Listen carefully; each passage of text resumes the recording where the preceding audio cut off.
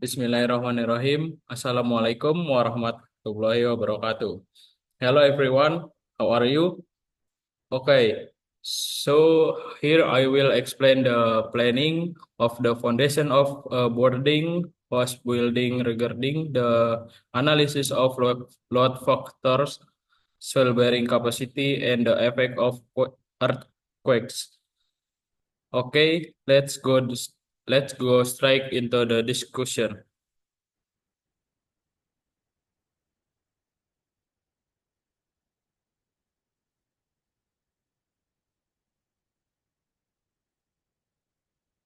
Oke, jadi yang akan saya bahas di sini adalah perencanaan fondasi gedung kos-kosan, analisis faktor beban daya dukung tanah dan pengaruh gempa.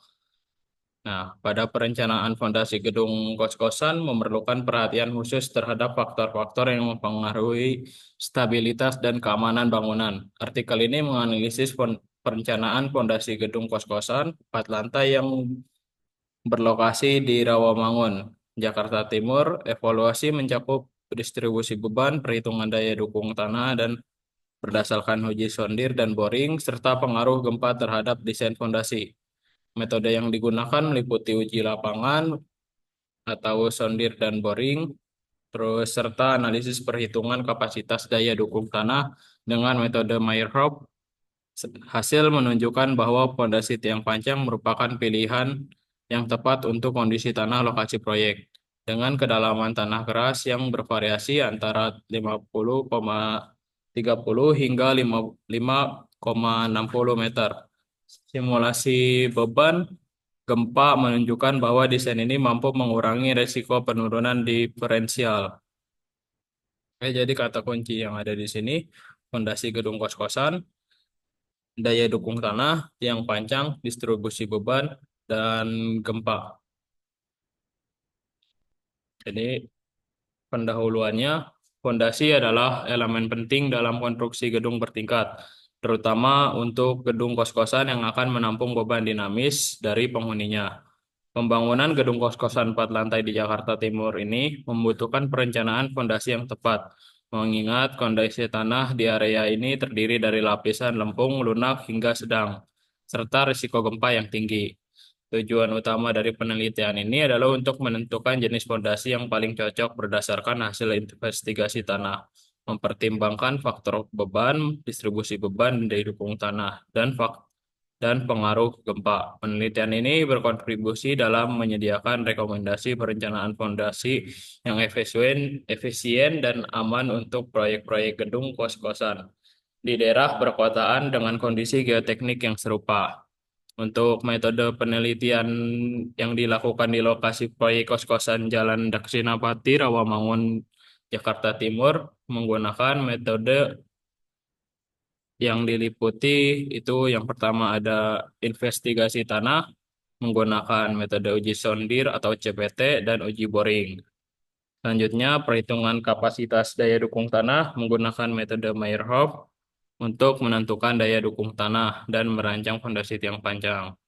Selanjutnya, simulasi beban gempa ini melakukan analisis respon struktur terhadap gempa berdasarkan SNI 1726 2019. Nah, untuk pertimbangan ekonomi dan lingkungan, evaluasi aspek ekonomi dilakukan untuk menentukan biaya yang efektif, sementara pengelolaan dampak lingkungan dijelaskan sesuai dengan rencana pengelolaan lingkungan atau RKL. Nah, untuk hasil dan pembahasannya, yang pertama, hasil dari faktor yang mempengaruhi perencanaan fondasi, kondisi tanah di lokasi proyek itu bervariasi dengan lapisan lempung lunak hingga kedalaman 2,60 meter di beberapa titik yang kemudian beralih ke lapisan pasir pada kedalaman lebih dari 4 meter, tanah keras ditemukan pada kedalaman 5,30 meter hingga 5,60 meter berdasarkan hasil uji sondir. Nah, untuk distribusi beban bangunan, di sini ada distribusi beban mati dan beban hidup. Diperhitungkan sesuai standar dan distribusi beban dilakukan secara merata pada kolom-kolom utama.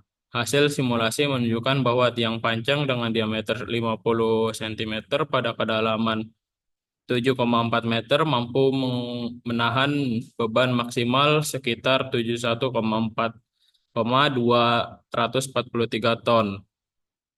Nah, ini untuk perhitungannya. Untuk perhitungannya diambil Pmax terbesar yaitu 71,243. Nah, selanjutnya perhitungan kapasitas daya dukung tanah berdasarkan metode Meyerhof. Daya dukung izin fondasi tiang pancang pada lokasi proyek memenuhi syarat keamanan dengan faktor keamanan yang disesuaikan dengan kondisi tanah lunak di permukaan. Tabel berikut menunjukkan hasil perhitungan daya dukung tanah. Nah, ini tabelnya. Pada kedalaman 5,30, tekanan konusnya berada di 184 kilogram per sentimeter persegi. Nah, daya dukung izinnya itu 500 kilonewton per meter. Nah, di kedalaman 5,60, tekanan konusnya itu 182 kilogram per sentimeter persegi. Nah, untuk daya dukung izinnya itu ada di 495 kilonewton meter persegi. Nah, selanjutnya pengaruh gempa pada desain fondasi. Gaya gempa ini ada tabel gaya gempa lateral per lantai. Nah, setelah menghitung semua beban-beban yang bekerja pada struktur atas seperti beban plat dan balok, lalu semua beban diinput pada program bantu etaps untuk mendapatkan gaya yang bekerja pada kolom yang nanti akan digunakan untuk menghitung fondasi tiang pancang. Analisis gempa menunjukkan bahwa fondasi tiang pancang yang direncanakan dapat mengurangi perpindahan lateral akibat gempa hingga 12 mm pada frekuensi gempa 1 Hz. Hal ini memastikan stabilitas struktur bangunan kos-kosan terhadap risiko gempa. Nah, selanjutnya ada hasil dan pembahasan pertimbangan ekonomi dan lingkungan.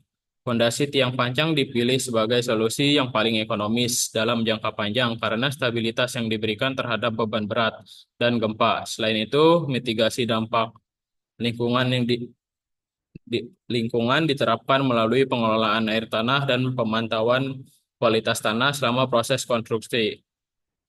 Nah, mungkin pembahasannya itu saja.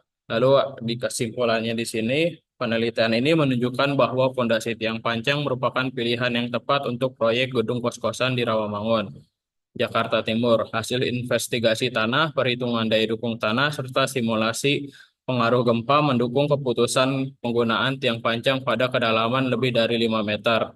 Rekomendasi ini juga mempertimbangkan efisiensi biaya dan meminimasi dampak lingkungan, menjadikan desain ini sebagai solusi yang optimal untuk bangunan bertingkat di daerah perkotaan dengan geoteknik yang kompleks. Ini berikut daftar pustakanya. Saya banyak ambil referensi dari daftar pustaka di sini. Nah, mungkin cukup sekian penjelasan dari saya. Kurang lebihnya mohon maaf. Wassalamualaikum warahmatullahi wabarakatuh.